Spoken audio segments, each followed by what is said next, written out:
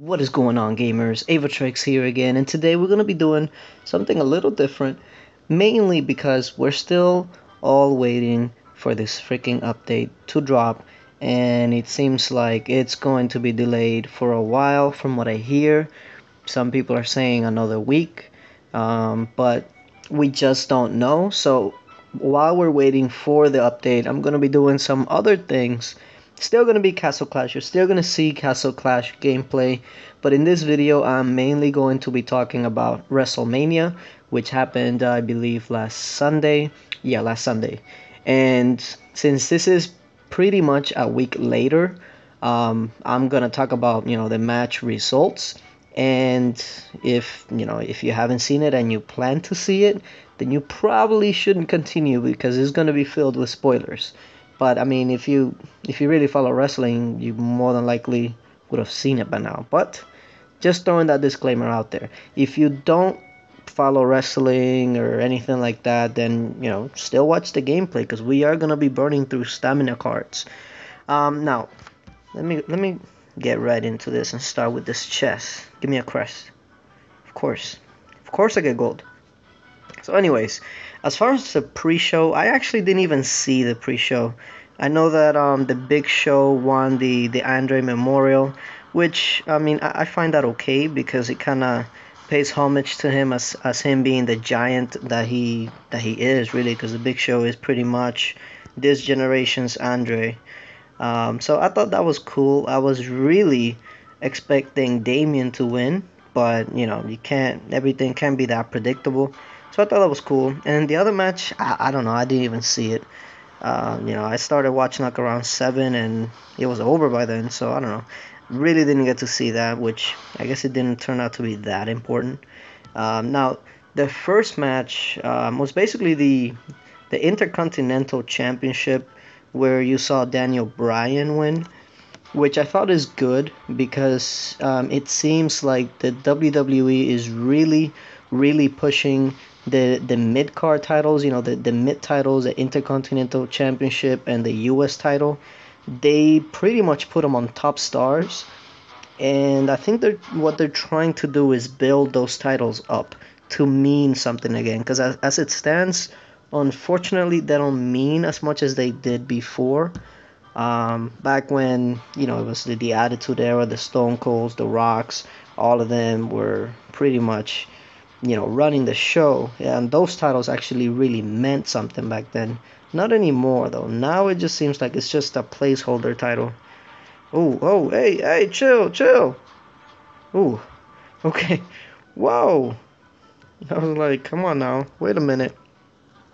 All right, but yeah, I actually did like Daniel Bryan winning it because I feel like now they have different storylines and different opponents for Daniel Bryan that can lead to a lot of good feuds. Especially, I would definitely like that to go further with Dolph Ziggler. I think they would definitely put in good matches and nice matches to see overall. And the same with the U.S. title with John Cena going over Rusev. I really did think that John Cena was definitely going to win. That was pretty predictable. 'Cause I just didn't see Rusev going over Cena at WrestleMania, anyways. So the Intercontinental title and the U.S. Title are pretty much on superstars now, and you know that those two don't win or don't lose out of nowhere. So they're definitely they're hoping to take those titles, the prestige, and raise it to where it means something again. So who knows where they're going with that, but hopefully that's where they're trying to go. Have more titles mean other things and actually be a shock when it changes hands. So that's mainly my view on those two titles. Then you had the Randy Orton and the Seth Rollins match, which again I thought it was a very good match, especially that RKO to end it. That's probably one of the best RKOs I've seen, literally out of nowhere. If you haven't seen it, Google it, YouTube it or something, because he literally steps on his head and Randy Orton pushes him up and RKO's him. That's literally the definition of out of nowhere. But at the same time, when I was watching, I was like, okay, this match was kind of early. Seth Rollins took the loss, And if you follow wrestling at all, you know that if a match is early and somebody takes the fall, especially a Money in the Bank winner, usually it gives you an indication that later on they're gonna be part of the show, which we'll get to in a bit. But ooh, Minnow. Are you the good Minnow though? Wait a minute. Ooh, you are the good Minnow. Wait a minute. Pause the WrestleMania talk. Wait, let's get this bad boy out of here. All right. You see, I can never remember the freaking team that I always use. What am I missing? Vlad, I think. Yeah, I think this is the team I use. Man, I usually have a team. I just don't ever remember. I don't run into this one that often. Well, let's see if it works. Pause the WrestleMania talk. Pause the WrestleMania talk. Here we go. Okay. Don't proc. Okay, nice. We're gonna open that here at the end. Actually, I think I'm gonna stay with this team because that was pretty good. But yeah, the Triple H and the Sting match was actually, again, to me, it was a surprise. I was 100% expecting Sting to win, but Triple H actually got the victory, which I really did not see coming. And I also did not see the DX and the NWO getting involved in the match because, I mean, honestly, there was no indication beforehand.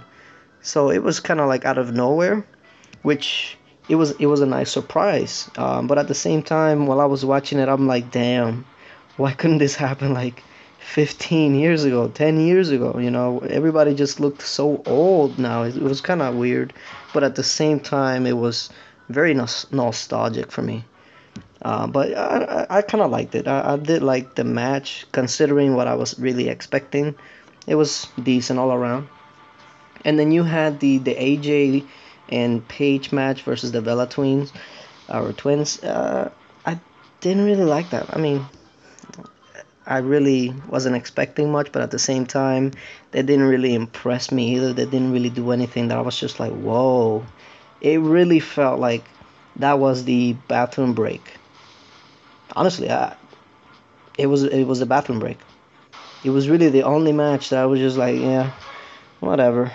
I mean, there's no title on the line. It was just two versus two because they had nothing else going on, I guess. So, it could have been better, but I guess it wasn't a horrible match, which I'll give them that. And then you had the whole Triple H and Stephanie segment where The Rock came out and then he invited Ronda Rousey into the ring, which I thought was actually pretty brilliant because at this point, Ronda is blowing up. She's pretty much blowing up. She was popular before. I mean, she was popular before any of this, but as of right now, she's getting to the point where she is being recognized everywhere, even by non-MMA followers. Everybody knows who Ronda is. So for her to show up in WrestleMania and actually have a segment and actually do really well, I thought it was very well done. I thought it was perfect timing and a way to kind of, get the crowd into it. Because if it was just somebody else, just some random other person, it wouldn't have worked as well. It's just how it is. But because it was Ronda and she's getting that popularity, it works. So I really did like that segment, and I don't know, maybe it can lead to something else later on down the line with The Rock and Triple H, because it has been hinted before in a segment where Triple H and The Rock were talking about a WrestleMania match. Now I don't think an actual WrestleMania match would happen between them, but I mean it's a nice teaser and something to think about. And then of course the Undertaker and Bray Wyatt match. It didn't really have the mystic feeling like before when Undertaker was defeated, but it's still Undertaker. Undertaker is WrestleMania. I mean, at this point until he retires, he's one of the main attractions. So he definitely looked a lot better than last year. I definitely would give him that. He looked a hell of a lot better. He was a 1 year older, but physically he looked a lot better. So I'll give him that. I think though next year, if anything, he should probably have his last match as far as WrestleMania. Because I don't want to see him like a Ric Flair where he's wrestling just and it's just way too old. I don't know.